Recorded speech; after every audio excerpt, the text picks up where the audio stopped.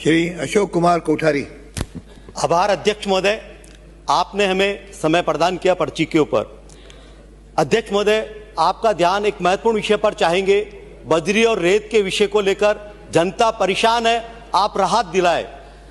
अध्यक्ष महोदय, सरकार ने रेत के ऊपर एक अच्छी पॉलिसी बनाई, बजरी नीति 2024, जो पूर्व नीति से पारदर्शिता पूर्वक भी थी और साथ में पहले एक व्यक्ति को दिया था लीज, अभी 255 भागों में 50 से 100 हेक्टेयर में दी गई थी।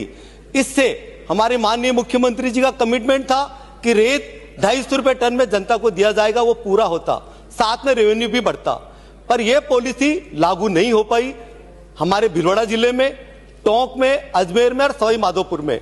और इसके लागू न होने के कारण अभी जिले में अवैध माइनिंग होती है और अवैध माइनिंग की वजह से प्रतिदिन एक्सीडेंट होते हैं। एक्सीडेंट की वजह है कि पीछे पुलिस लगी रहती है, माइनिंग डिपार्टमेंट का आदमी रहता है, उसके साथ गैंगवार होती है, उसके साथ साथ जो युवा है, बेरोजगार है, वो इस कार्य में लगे रहते हैं, तो सरकार का रेवेन्यू भी नहीं आता है। उसके साथ पुलिस प्रशासन और माइनिंग इस डिपार्टमेंट के पीछे लगा रहता है।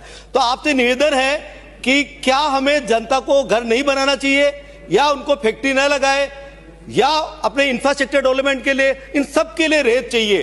तो एक अच्छी पॉलिसी जो आपने बनाई है, या तो उसको लागू कराए। अगर आप उसको लागू नहीं करा पाते हैं तो जब तक के लिए पहले भी आप कांटे लगाते थे राज्य सरकार के द्वारा, वो लगवाए, और वो भी नहीं लगा सकते हैं तो ग्राम पंचायत को ये कार्य दिया जाए, जिससे ग्राम पंचायत अपने स्तर पर ही उसकी रॉयल्टी भी ले और जनता को अपने ग्रामीणवासी खुद तय करे।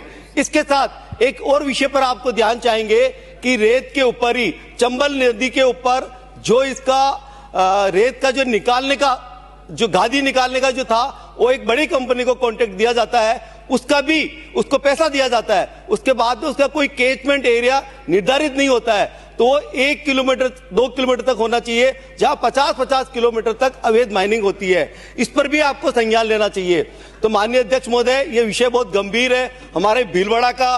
आज ही हम जहां पर वो लोग धरना प्रदर्शन के लिए बैठने वाले थे, उनको हमने रोका है। इस पर संज्ञान ले, इस पॉलिसी को लागू कराए, या अच्छी पॉलिसी जहां पर जब तक राज्य सरकार अपने स्तर पर कांटे लगा कर दे, या नहीं तो ग्राम पंचायत स्तर पर दे, और उस कोटा वाली कंपनी पर भी संज्ञान ले। धन्यवाद।